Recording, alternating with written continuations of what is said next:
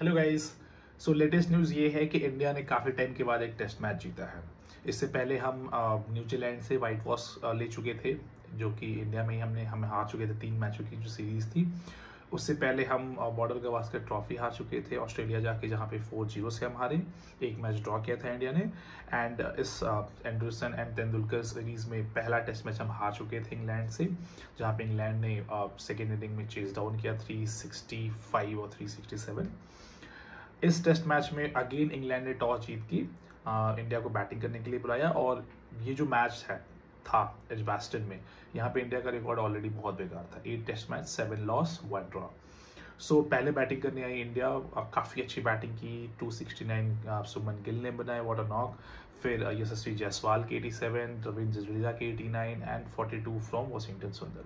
बाकी लोगों ने भी थोड़ा बहुत कंट्रीब्यूट किया, like Karun Nair and Rishabh Pant, but ये मेजर रन्स थे। 587 का स्कोर था। इंग्लैंड को फिर बैटिंग करने के लिए बुलाया गया, और इंग्लैंड बैटिंग अच्छी कर रही थी। पहले स्टार्टिंग में तो 3-4 विकेट उनके बहुत अर्ली गिर गए, 5 विकेट्स। उसके बाद फिर जो हैरी ब्रुक और स्मिथ ने किया, जेमे स्मिथ ने, दैट वाज फैंटाबुलस।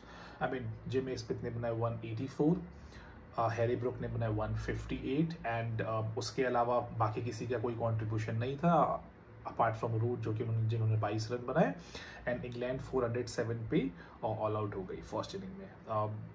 अगर देखा जाए तो इंडिया की 1-8 की लीड्स थी, और उसके बाद फिर इंडिया बैटिंग करने आती है। एंड सेकेंड इनिंग में फिर से अगेन यशस्वी जायसवाल का कंट्रीब्यूशन ज़्यादा नहीं हो पाया इस बार, 28 रन।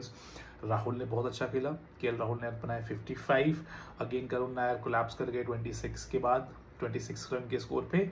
फिर आते हैं सुमन गिल, व्हाट ए परफॉर्मेंस। पूरे सीरीज में 400 से ज़्यादा रन। अगेन उन्होंने 161 का नॉक खेला। Pant, what A inning. मतलब इसको बोलते हैं वापस से पोजीशन टीम पे दबाव डालना। मतलब ये फील ही नहीं होने देना कि हम टेस्ट मैच खेल रहे। एक इनिंग तो हर मैच में ऐसी होनी ही चाहिए। हर इनिंग में एक बैट्समैन को ऐसा खेलना चाहिए जो फायर पावर दिखा सके, और वही दिखाया ऋषभ पंत ने, 65 इन 58 बॉल्स। एंड फिर से Ravindra Jadeja 69 run. Total score including हमारा जो लीड था, दैट वाज 607 और 608। 608 चाहिए था इंग्लैंड को जीतने के लिए। 4th डे के एंड में इंग्लैंड को दे दिया गया बैटिंग करने के लिए, और इंग्लैंड कर सकती थी, चेज तो नहीं हो पाता बट ड्रॉ कर सकती थी। बट क्या बॉलिंग की है अर्शदीप ने, क्या बॉलिंग की है सिराज ने, क्या बॉलिंग की है प्रसिद्ध कृष्णा ने। ये इनिंग थी जिसमें प्रसिद्ध कृष्णा भी इकॉन निकल गए। इंडिया जीत के टेस्ट मैच। अगर हम बात करें कुछ फैक्ट्स की, सो इस टेस्ट मैच में या अभी तक इस सीरीज में कुछ ऐसे प्लेयर्स हैं जिनको अपनी परफॉर्मेंस बहुत ही अच्छे से इंक्रीज करनी है। जैसे प्रसिद्ध कृष्णा बहुत ही अच्छे बॉलर हैं। मुझे लगता है कि 5 विकेट हॉल भी वो इस पूरे सीरीज में लेके जाएंगे अगर उनको कॉन्टिन्यूसली खिलाया गया। बट मुझे लगता है कि जो लॉर्ड्स का विकेट होगा, जैसा सुमन गिल ने बताया है कि हो सकता है लॉर्ड्स में हमें ग्रीन विकेट मिले, और बुमराह को ऑलरेडी एक मैच के लिए रेस्ट दिया गया है। तो अगर बुमराह आते हैं तो क्या प्रसिद्ध कृष्णा को बैठाया जाएगा, या सिराज को बैठाया जाएगा, या फिर वाशिंगटन सुंदर को, या फिर प्रसिद्ध कृष्णा को। दूसरी चीज, अर्शदीप सिंह भी हैं। तो अगर हमें ग्रीन विकेट मिलती है तो क्या हम सिराज को एक मैच का रेस्ट दे सकते हैं? क्योंकि अगर हम फिजिकल और मेंटल स्टेबिलिटी और हेल्थ की बात करें तो इस पूरे टेस्ट सीरीज में, पूरे मैचेस अभी तक जो हो रहे हैं, सबसे ज़्यादा ओवर्स या बॉलिंग किसी ने कराई है तो वो मोहम्मद सिराज है। अगर ग्रीन विकेट होती है तो हम अर्शदीप को एक मौका दे सकते हैं खेलने के लिए, ये चेक करने के लिए कि कैसा चल रहा है, क्योंकि ऑलरेडी हम 1-1 से मैच जो सीरीज है वो लेवल कर चुके हैं। दूसरी चीज़, क्या हम जडेजा को भी रेस्ट दे सकते हैं और कुलदीप को लेके आए? लेकिन कुलदीप में की बैटिंग और जडेजा की जो बैटिंग है उसमें जमीन आसमान का फर्क है, क्योंकि हम इस मैच में देख सकते हैं 89 एंड 87। सो जडेजा का खेलना मुझे लगता है 100% श्योर है। प्रसिद्ध कृष्णा पे हो सकता है कि प्रसिद्ध कृष्णा को इस मैच में, अगले मैच में बैठाया जाए एंड बुमराह को लाया जाए, एंड हो सकता है सिराज को भी एक टेस्ट मैच का रेस्ट देके अर्शदीप से बॉलिंग कराई जाए। रही बात बैटिंग की, क्या हम करुण नायर को इस टेस्ट मैच में ड्रॉप करके वापस से साई सुदर्शन को एक मौका दे सकते हैं, या फिर क्या हम ध्रुव जुरेल को भी एंट्री दे सकते हैं?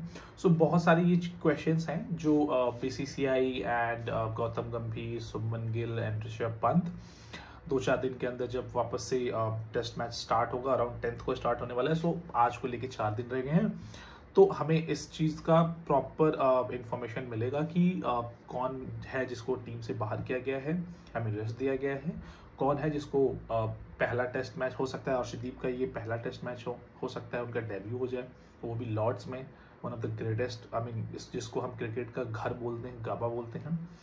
कुछ फनी फैक्ट्स की अगर हम बात करें, ये हैरी ब्रुक बोलता है शुभमन गिल से कि देखो चौथे दिन सुबह भी बारिश है, शाम को भी बारिश है और दोपहर में भी बारिश है, तो अभी तुम लोग का स्कोर अराउंड 470, 485, 475 हो चुका है, तुम लोग चाहो तो डिक्लेयर कर सकते हो। शुभमन गिल ने बोला कि अगर बारिश ही लिखी है तो वो हमारी किस्मत है, हम खेलेंगे, हमें कोई दिक्कत नहीं है। हैरी ब्रुक का जो कहने का मतलब था ये था कि अगर आपको कॉन्फिडेंस है तो आप 475 पे डिक्लेयर करो और हमें बुलाओ बैटिंग करने के लिए, हमें भी ऑप्शन दो चेज डाउन करने के लिए। बट बहुत ही अच्छा किया शुभमन गिल ने, क्योंकि पहले टेस्ट मैच में भी कपिल पाजी एंड सिद्धू पाजी और बहुत सारे लोग बोल रहे थे कि सेकेंड इनिंग में इंग्लैंड को 375, 400 तक का रन दे दो चेज करने के लिए, जो कि आज तक कभी चेज हुआ नहीं है, एंड ये एक बहुत बड़ी बेवकूफ़ी थी। खैर इंडिया भले ही कोलैप्स कर गई, बट अगर वो दे भी देते, या जो सिद्धू पाजी बोल रहे थे वो बहुत बड़ी बेवकूफ़ी थी। सिद्धू पाजी 2002 और 2010 और 2000 और 1990s का हम टेस्ट मैच नहीं खेल रहे हैं कि सामने वाली टीम 300 रन देख के चेज करने के लिए नहीं जा रही है। वो इंग्लैंड है, वो बेसबॉल खेलती है और उनको पता है कि 400-450 रन तो हम चेज कर ही लेंगे, हार जाएंगे मंजूर है, बट हम जीतने जाएंगे।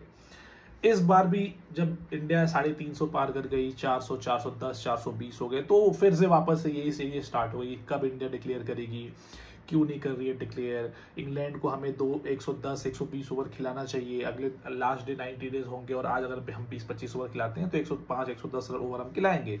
बट शुभमन गिल बहुत स्मार्टली गेम खेला, उसे पता था कि ठीक है, हम भले ही ना जीते, हम हारेंगे भी नहीं, और इसीलिए 600 रन बना दिए कि भाई अब तुम आखिरी दिन 600 रन बना के जीतो, अगर जीतना है तो हम विकेट लेने आएंगे, हम ट्राई करेंगे तुम्हें आउट करने के लिए, नहीं कर पाए ड्रॉ होगा, कोई दिक्कत नहीं, हम लॉर्ड्स में फिर मिलेंगे, अगर तुम नहीं बना पाते और हम विकेट लेते तो हम जीत जाएंगे।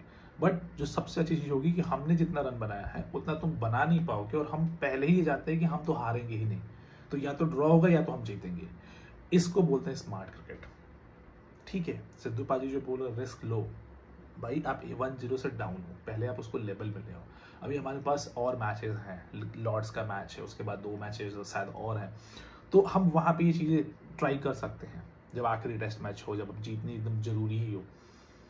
ऐसे बेवकूफ़ों की तरह 450 रन दे दे और इंग्लैंड आके उसको चेस कर ले, फिर ये जो 600 रन आपने बनाए थे पहले इनिंग में, 500, 550, 600 के करीब में, उसका कोई मतलब नहीं बनता। अगर इंग्लैंड पहले टेस्ट मैच में सेकेंड इनिंग में भी अगर इंडिया 500 रन भी बनाई होती, 450, 470 भी बनाई होती, तो या तो वो मैच ड्रॉ हो जाता, या फिर इंग्लैंड मैच ड्रॉ ही हो जाता। खैर इंग्लैंड तो ऑल आउट होती नहीं, ये सबसे इंपॉर्टेंट थी। स्टोक्स भाई प्लम्प एलबीडब्ल्यू होने के बाद भाई का जो रिएक्शन है, मतलब एक होता है ना कि मैंने चोरी की है, बट मैं क्राउड में ऐसे दिखाऊंगा कि साला मैं चोर हुई नहीं भाई, मेरी लाइफ, मैंने किस्मत में आज तक मैंने अपनी पूरी लाइफ में कभी चोरी नहीं की। और जब पकड़ा जाता है तो फिर बोलता अच्छा नहीं यार, वो गलती से ना मेरी जेब में आ गया था। सेम हुआ स्टोक्स के साथ। Plumb LBW and umpire out देता है, स्टोक्स रिव्यू लेते हैं, एंड रिव्यू लेने के बाद ऐसे बंदा दिखा रहा है कि भाई हुआ ही नहीं है कुछ, मतलब बल्ले पे आके मेरी बॉल लगी है। और जब अल्ट्रा एज आया उसी समय क्लियर हो गया कि भाई तुम आउट हो, मैच हमारे हाथ में है।